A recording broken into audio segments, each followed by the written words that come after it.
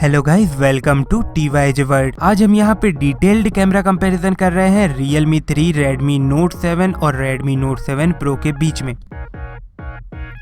अगर हम यहाँ तीनों डिवाइसों की परफॉर्मेंस की बात करें तो परफॉर्मेंस के ऊपर हमने speed test, battery run, battery charging से लेकर गेमिंग और साथ में इंटरनेट स्पीड यानी हर एक टेस्ट परफॉर्म किया है, जिसकी लिंक आपको डिस्क्रिप्शन में मिल जाएगी। आप वहां से वीडियो देख सकते हैं।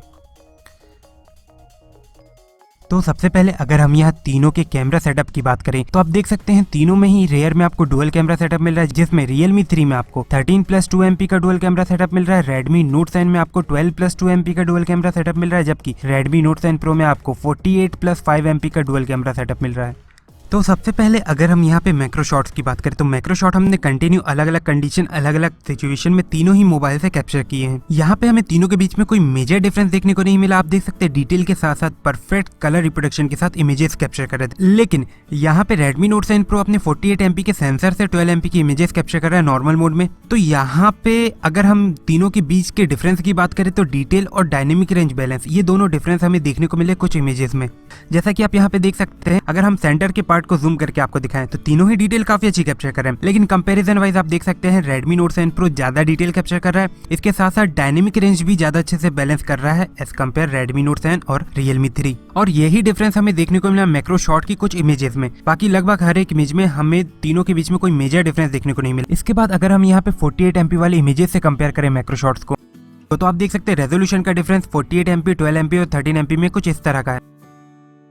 तो आप देख सकते हैं यहाँ पे जो तीनों के बीच में मेन डिफरेंस था वो कलर रिप्रोडक्शन और डिटेल कैप्चर करने का था। आप देख सकते हैं डायनेमिक रेंज बैलेंस करके बिल्कुल नेचुरल कलर बिना सैचुरेशन लेवल को बढ़ा के Redmi Note 7 Pro खींच रहा है जब हम 48 MP के मोड से इमेजेस कैप्चर कर रहे हैं, जबकि Redmi Note 7 और Realme 3 में आप देख सकते हैं ये थोड़े सैचुरेशन लेवल को बढ़ा के कैप्चर कर रहे हैं। अगर हम यहाँ आई कैचिंग इमेज की बात करें तो डेफिनेटली Redmi Note 7 और Realme 3 की आई कैचिंग इमेजेस है। लेकिन कलर्स आपको इमेज में किस तरह के पसंद है ये आपकी पर्सनल प्रेफरेंस पर डिपेंड करता है। अगर हम यहाँ नेचुरल लुकिंग की बात करें तो नेचुरल लुक यहाँ पे Redmi Note 7 Pro की इमेज में आ रहा है जब हम 48 MP के रेजोल्यूशन से इमेजेस कैप्चर कर रहे हैं। इसके साथ साथ अगर हम यहाँ पे डिटेल कैप्चर करने की बात करें तो Redmi Note 7 Pro से जब हम मैक्रो शॉट कैप्चर कर रहे थे 48 MP वाले मोड से, तो इसे जितना भी हम जूम कर रहे थे इमेज में पिक्सल्स फट नहीं रहे थे। आप देख सकते हैं काफी ज्यादा डिटेल कैप्चर कर रहा है, जबकि यहाँ पे आप देख सकते हैं Redmi Note 7 और Realme 3 दोनों में पिक्सल्स काफी ज्यादा फट जा रहे थे। और यही हमें मेन डिफरेंस लगा, यानी कि 48 MP रेजोल्यूशन होने का बेनिफिट यहाँ पे ज्यादा डिटेल कैप्चर करने में मिल रहा है Redmi Note 7 Pro को मैक्रो शॉट्स में। यहाँ पे हमने काफी इमेजेस कैप्चर करी और हमें कुछ इसी तरह का डिफरेंस देखने को मिला।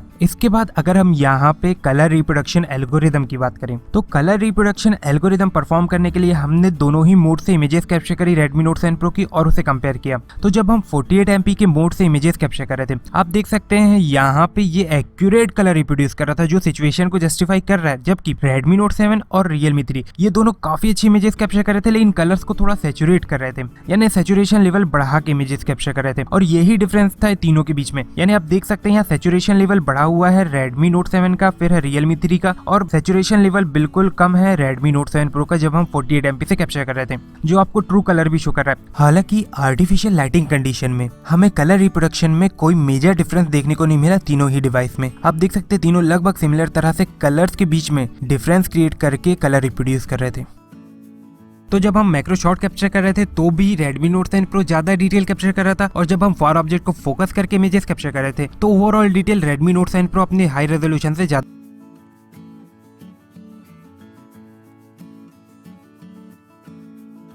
आप देख सकते हैं यहाँ पे जब हम इमेज को क्रॉप करके देख रहे हैं तो Realme 3 में आप देख सकते हैं शार्पनेस लेवल ज्यादा है लेकिन डिटेल उतनी कैप्चर नहीं कर पा रहा है, जबकि Redmi Note 7 यहाँ पे काफी अच्छी तरह से कलर बैलेंस कर रहा है, डिटेल भी कैप्चर कर रहा है। लेकिन Redmi Note 7 Pro में आप देख सकते हैं वॉल का जो यहाँ शेड्स हैं वो भी परफेक्ट दिखाई दे रहे हैं, जैसा Realme 3 में भी कुछ कुछ दिखाई दे रहा है, लेकिन Redmi Note 7 में ये बिल्कुल नहीं दिखाई दे रहा है। इसके साथ साथ अगर हम यहाँ पे मैन ऑब्जेक्ट के डायनेमिक रेंज की बात करें तो आप देख सकते हैं डायनेमिक रेंज बैलेंस बैकग्राउंड का जो ट्री है और साथ में मैन ऑब्जेक्ट है उनके बीच के कलर के डिफरेंस को परफेक्ट क्रिएट कर रहा है, ज्यादा डिटेल कैप्चर कर रहा है Redmi Note 7 Pro as compare Redmi Note 7 और Realme 3। और यही डिफरेंस था 48 MP के रेजोल्यूशन और नॉर्मल रेजोल्यूशन में। इसके बाद अगर हम यहाँ पे पोर्ट्रेट मोड की बात करें तो पोर्ट्रेट मोड में हमने अलग अलग कंडीशन, अलग अलग सिचुएशंस में कंटिन्यू इमेजेस कैप्चर करी हैं। तो जब हम आइडियल कंडीशन में कैप्चर कर रहे थे आप देख सकते हैं Note 7 और Note 7 Pro यहाँ पे ज्यादा एक्यूरेट कलर रिप्रोडक्शन के साथ इमेजेस कैप्चर कर रहे थे, जबकि जबकि Realme यहाँ पे स्किन टोन को व्हाइट करके इमेजेस कैप्चर कर रहा था। आप देख सकते हैं स्किन टोन में डिफरेंस है, कलर रिप्रोडक्शन में डिफरेंस है। और जब हम यहाँ पे लाइट कलर की शर्ट के साथ डायरेक्ट सनलाइट कंडीशन में इमेजेस कैप्चर कर रहे थे तो Realme यहाँ पे इमेज को फेड करता हुआ नजर आ रहा था या कलर्स को फेड कर रहा था, जबकि Redmi Note 7 और Redmi Note 7 Pro काफी अच्छे यहाँ पे कलर रिप्रोडक्शन के साथ इमेजेस कैप्चर कर रहे थे। अगर हम यहाँ पे Note 7 और Note 7 Pro के बीच के डिफरेंस की बात करें तो Note 7 और Note 7 Pro में आप देख सकते हैं Note 7 यहाँ पे वार्म टोन में इमेजेस कैप्चर कर रहा है कंपैरिजन वाइज Note 7 Pro, और यही दोनों के बीच में मेन डिफरेंस था कलर रिप्रोडक्शन का।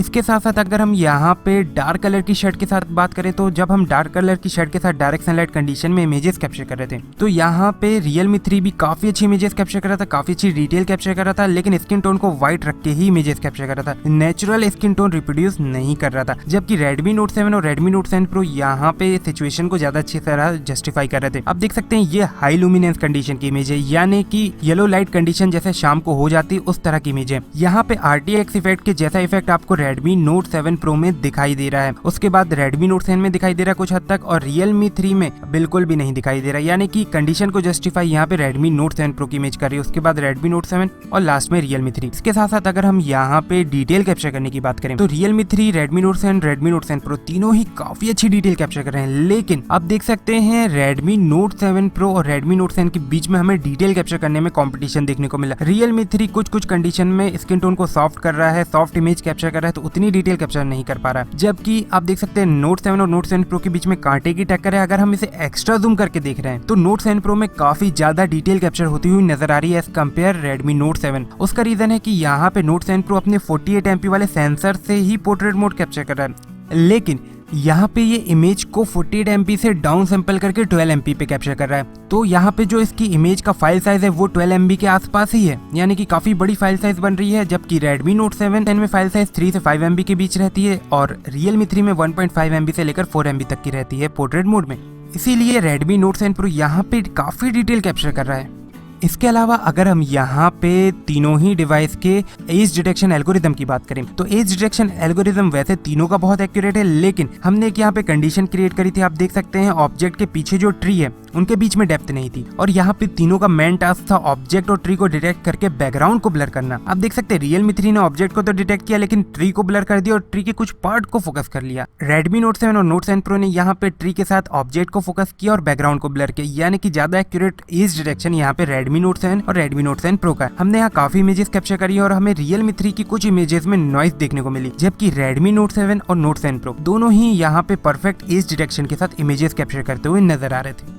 इसके बाद अगर हम यहाँ आर्टिफिशियल लाइटिंग कंडीशन की बात करें तो आर्टिफिशियल लाइटिंग कंडीशन में भी हमने काफी पोर्ट्रेट मोड कैप्चर करा है। यहाँ पे Redmi Note 7 Pro काफी डिटेल कैप्चर करता हुआ नजर आ रहा था और साथ में Realme 3 भी काफी अच्छा वर्क कर रहा था। Redmi Note 7 को यहाँ पे काफी स्ट्रगल करना पड़ रहा था डिटेल कैप्चर करने से लेकर कलर रिप्रोडक्शन में।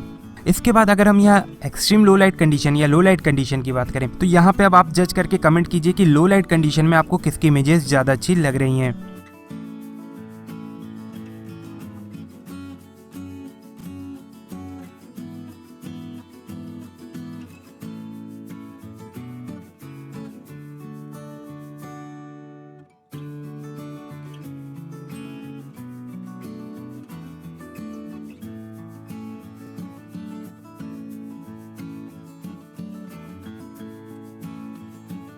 इसके बाद अगर हम यहाँ फ्रंट कैमरे की बात करें तो तीनों ही डिवाइस में आपको 13 MP का फ्रंट कैमरा मिल रहा है, लेकिन तीनों का ही एल्गोरिदम काफी अलग है। आप देख सकते हैं Redmi Note 7 और Redmi Note 7 Pro, इनमें आपको वाइट बैलेंस या फिर इमेज थोड़ी फेड होती नजर आएगी कुछ कंडीशंस में, यानी कि डायनेमिक रेंज उतनी अच्छी तरह बैलेंस नहीं कर पा रहे। जबकि Realme 3 यहाँ पे शार्पनेस लेवल मेंटेन करके इमेजेस कैप्चर कर रहा है, काफी अच्छी तरह डायनेमिक रेंज बैलेंस कर रहा है, डिटेल कैप्चर कर रहा है और कंट्रास्ट को कुछ सिचुएशन में काफी ज्यादा कर रहा है। लेकिन ओवरऑल देखें तो फ्रंट कैमरे से हमने काफी इमेजेस कैप्चर करी और Realme 3 की परफॉर्मेंस हमें सबसे अच्छी लगी फ्रंट कैमरे की इमेजेस की, चाहे वो पोर्ट्रेट मोड हो या नॉर्मल मोड हो। पोर्ट्रेट मोड में तीनों में ही कोई प्रॉब्लम नहीं जा रही किसी भी तरह का, यहाँ पे एज डिटेक्शन की प्रॉब्लम नहीं थी, लेकिन यहाँ पे colour reproduction dynamic range balance की ही यहाँ पे हमें डिफरेंस देखने को मिला, जिसमें Realme 3 लीड बना के रखा हुआ था। यानी फ्रंट कैमरे का क्लियर विनर है इमेजेस के मामले में हमारे हिसाब से Realme 3। इसके साथ साथ अगर हम यहाँ पे कैमरा यूजर इंटरफेस के फीचर्स की बात करें तो पोर्ट्रेट मोड में Redmi Note 7 Pro में आपको इमेजेस कैप्चर करने के बाद एपेचर वेरी करने का ऑप्शन मिल रहा है, यानी कि आप ये डिसाइड कर सकते हैं कि आपको बैकग्राउंड कितना ब्लर करना है इमेजेस कैप्चर करने के बाद। इसके साथ साथ आप बैकग्राउंड में इफेक्ट्स डाल सकते हैं और बैकग्राउंड भी चेंज कर सकते हैं, जबकि Realme 3 और Note 7 दोनों में आपको इस तरह के ऑप्शंस नहीं मिल रहे हैं। 30 FPS में वीडियो कैप्चर कर रहे हैं और आपको शो कर रहे हैं कि यहाँ किस तरह की फुटेज कैप्चर कर रहे हैं, स्टेबलाइज कर रहे हैं। अगर हम आपको ये सबसे पहले स्पीड बढ़ा के दिखाएं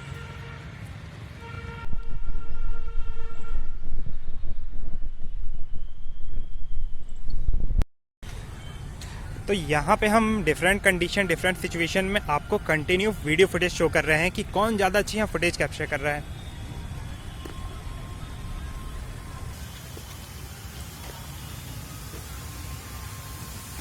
तो आप देख सकते हैं मोबाइल स्क्रीन पर तो तीनों ही काफ़ी अच्छा वर्क करते हुए नज़र आ रहे हैं।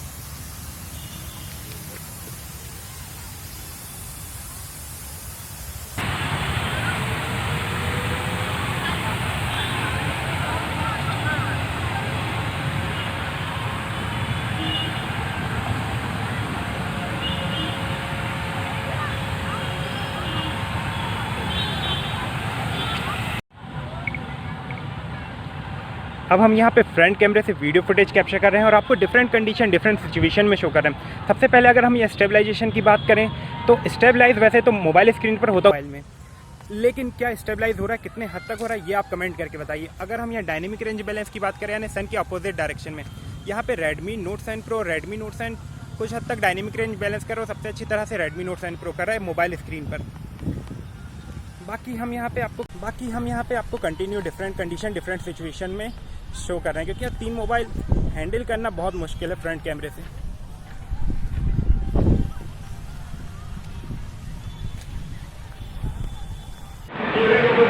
अब हम यहाँ पे आर्टिफिशियल लाइटिंग कंडीशन में वीडियो कैप्चर कर रहे हैं और आपको शो कर रहे हैं कि यहाँ पे किस तरह का ये कलर रिप्रोड्यूस कर रहा है, डायनेमिक रेंज बैलेंस कर रहा है और स्टेबलाइज कर रहा है, क्योंकि स्टेबलाइजेशन में यहाँ पे बेंडिंग्स काफ़ी ज़्यादा होती है। तो ये तीनों मोबाइल वैसे तो परफॉर्म काफ़ी अच्छा कर रहे हैं आर्टिफिशियल लाइटिंग कंडीशन में। अब आप जज करके ये बताइए कि तीनों में से आपको किसकी परफॉर्मेंस, किसकी वीडियो फुटेज यहाँ ज़्यादा अच्छी लग रही है।